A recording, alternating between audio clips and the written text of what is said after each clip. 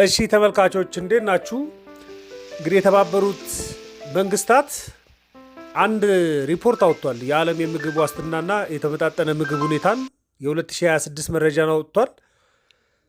እንግዲህ የኢትዮጵያ ቁጥር በጣም የሚገርም ቁጥር ነው። በጣም ከፍተኛ ኦልሞስት 92 ሚሊዮን የሚሆነው የኢትዮጵያ ሕዝብ የተመጣጠነና ጤነኛ ምግብ ማግኘት አይችልም የሚል ነው። ጠቅላላ የሪፖርቱን ሀሳብ አቀርብላችኋል። የኢትዮጵያን ብቻ ሳይሆን ኢትዮጵያን ቴብል ውስጥ ከተዘረዘሩ ከሌሎች ሀገራቶች አንጻር ምግብ ማግኘት ምን ያህል ከባድ እንደሆነ ስለሚያሳይ ማለት ነው። እንግዲህ የተባበሩት መንግስታት ወደ 251 ገጽ የሚሆን ሪፖርት ነው ያዘጋጀው። ዘ ስቴት ኦፍ ፉድ ሴኪሪቲ ኤንድ ኑትሪሽን ኢን ዘ ወርልድ ሪፖርት ነው። ከፋኦም አለበት፣ የዓለም የምግብ ፕሮግራም ዩኒሴፍም አለበት። በጋራ ሆነው ነው ያጠኑት እና የኢትዮጵያ መረጃም አለ እዚህ ውስጥ። እንግዲህ አጠቃላይ ኢትዮጵያ ነው፣ ግን የትግራይ ክልል ኤክስክሉድ ነው፣ እዚህ መረጃ ውስጥ የለም።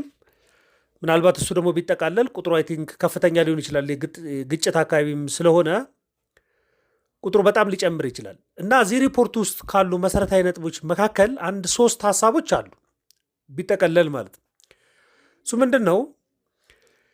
እንግዲህ ኢትዮጵያ ውስጥ ወደ 67.9 በመቶ እንግዲህ ወደ 130 ሚሊዮን የሚሆነውን የኢትዮጵያ ሕዝብ ከግምት ተከታችሁ ማለት ነው 67.9 በመቶ ወይም ደግሞ 92 ሚሊዮን የሚሆነው ኢትዮጵያ ውስጥ ያለ ሕዝብ የተመጣጠነ የሚባለው ወይ ደግሞ ጤነኛ ምግብም የምግብ ስርዓቱንም መግዛትም ማግኘትም አይችልም ነው የሚለው ሪፖርቱ።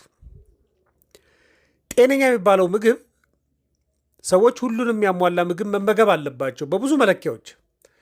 በካሎሪም ሊለካ ይችላል። ደግሞ ሰዎች መመገብ አለባቸው በቃ ለጤነኛ እድገት፣ ለጥንካሬ፣ ለጤና ያገለግላሉ ተብሎ የተዘረዘሩ ምግቦች አሉ። እነሱን ይመገባል አይመገብ ነው። ለምሳሌ እንቁላል መብላት ካለበት፣ ወተት መጠጣት ካለበት፣ ስጋ መብላት ካለበት፣ አትክልቶች መብላት ካለበት፣ ሁሉንም ኑትሪሽን ያሟላ ምግብ መመገብም አይችልም መግዛትም አይችልም ነው 92 ሚሊዮን የሚሆነው ህዝብ ማለት ነው።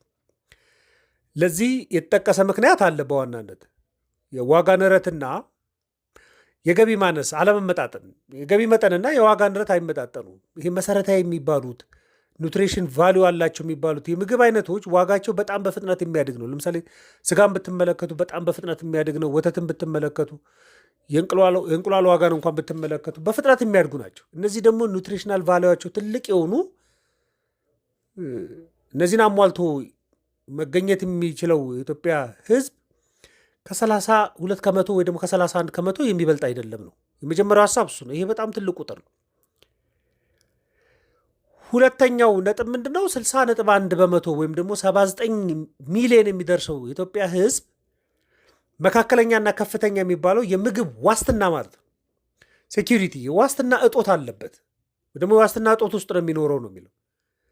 ምን ማለት ነው? በቀላል ቋንቋ ካሰብ ነው ሰው ምግብን 3 ጊዜ መመገብ አለበት።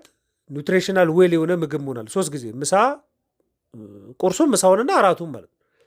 የምግብ ዋስትና ችግር አለበት፣ መካከለኛና ከፍተኛ የምግብ ዋስትና ችግር አለበት ማለት ምን ማለት ነው? 3 መብላት አይችልም ማለት ነው። ወይ 2 ጊዜ ነው የሚበላው፣ ወይ 1 ጊዜ ነው የሚበላው፣ ወይ 1 ቀን ሙሉ ደግሞ የማይበላበትም ቀን ይኖራል ማለት ነው። እና ስጋት ውስጥ ነው። ዛሬ ምሳ ሊኖር ይችላል እንዴ ወይ ደግሞ ዛሬ ራት ሊኖር ይችላል እንዴ የሚል ስጋት ውስጥ ነው ማለት ነው። የምግብ ዋስትና እጦት ውስጥ ነው የሚለው ሪፖርቱ። ይሄ በጣም ትልቅ ቁጥር ነው። 79 ሚሊዮን የሚሆን ህዝብ ወደ 60.1 በመቶ ማለት ነው ሪፖርት ውስጥ። የሌሎች ሀገራቶችም አለ፣ ግን የኢትዮጵያን ትኩረት እናደርግና አንዳንድ ንጽጽር እናደርጋለን። ሶስተኛው በዋናነት ያለው ሀሳብ ምንድን ነው? ወደ 251 ገጽ የሚሆን ሰነድ ነው ሰነዱ እና ኢትዮጵያ በየዝርዝሩ ውስጥ ትገኛለች። ሌሎቹም ሀገራቶች አሉ። ሶስተኛው ነጥብ ኢትዮጵያ ውስጥ የተመጣጠነ የሚባለው አንድ ሰው በቃ ጤነኛ ነው የሚባለው ምግብ የተመጣጠነው ጤነኛ ነው የሚባለው ምግብ ለማግኘት በአማካይ ማውጣት ያለበት ወጪ ያንን ምግብ ለማግኘት የቀን ወጪው $4.75 ደርሷል እያለ ነው። ወደ 10 ዓመት ወደ ኋላ ብንመለስ 2017 ላይ ወደ $2.94 ነበር ይሄ ቁጥር። የዛሬ 5 ዓመት 2020 ላይ ወደ $3.52 ደርሶ ነበር። 2024 ላይ ወደ $4.67 ደርሶ ነበር። አሁን 2025 ኦርጋናይዝ የተደረገው ዳታ ላይ $4.75 ማለት ነው። በ160 ብር ብናባዘው 760 ብር ለአንድ ሰው በቀን እኮ ነው። ቁርስ፣ ምሳ፣ እራት የተመጣጠነ ነው ተብሎ የሚታሰበውን ምግብ ለመብላት 760 ብር ማውጣት አለበት። 760 ብር ለምግብ ለማውጣት ስንት ብር ገቢ ማግኘት አለበት ሰውየው? ሌሎች መሰረታዊ የሚባሉ ወጪዎችን ተቀንሶ ነው እኮ ይሄ የትራንስፖርት ተቀንሶ፣ የኪራይ ተቀንሶ፣ የሌሎች የመሰረታዊ ጉዳዮች ተቀንሰው 760 ብር እንዲያወጣ እየተገደደ ነው። ይሄ ለግለሰብ ነው። ለምሳሌ ቤት ውስጥ 3 የቤተሰብ አባላቶች አሉ ብለን እናስብ። ባል፣ ሚስትና ልጅ አለ ብለን ብናስብ 760 ብር ነው የሚለው። ቤተሰቡ ስንት ብር ያስፈልገዋል? 3 ቤተሰብ ቢሆን 2280 ብር ያስፈልገዋል። የቀን ወጪው ምን ማለት ነው? ምግብ ውስጥ እንቁላልም እንዲኖር፣ ስጋም እንዲኖር፣ አትክልትም እንዲኖር፣ ፍራፍሬም እንዲኖር፣ ወተትም እንዲኖር አድርጎ ቁርስ ምሳ እራቱን ለመብላት 3 የቤተሰብ አባል ካለ 2280 ብር ያስፈልጋል። አንድ ግለሰብ እንኳን ከሆነ 760 ብር ያስፈልጋል። እዚህ ደርሷል እያለን እንግዲህ ምስራቅ አፍሪካ አንዳንድ ካየኋቸው ሀገራቶች እንደውም የኢትዮጵያ ውድ ነው። አሁን ኬንያ 2025 ላይ አሁን ያለው $4.50 ነው። የኡጋንዳ $3.74 ነው። ታንዛኒያ $3.53 ነው። ኢትዮጵያ ውስጥ $4.75 ነው። በጣም ትልቅ የሚባለው ነው። በጣም ከፍተኛ ውጪ። ስለዚህ ሊደርስበት አይችልም ማለት ነው። የተመጣጠነውን ምግብ ሊመገብ አይችልም ማለት ነው። ከመጀመሪያው ቁጥር ጋር ካነጻጸር ነው ይህን ጉዳይ።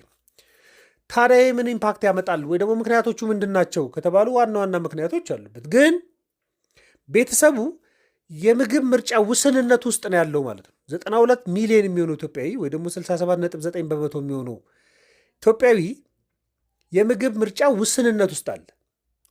ምን ማለት ነው? ቤተሰቡ አትክልትም ቢፈልግ፣ ፍራፍሬም ቢፈልግ፣ ስጋም ቢፈልግ፣ እንቁላልም ወተትም ቢፈልግ ቢያስብም እነዚህ መግዛት አይችልም ማለት ነው።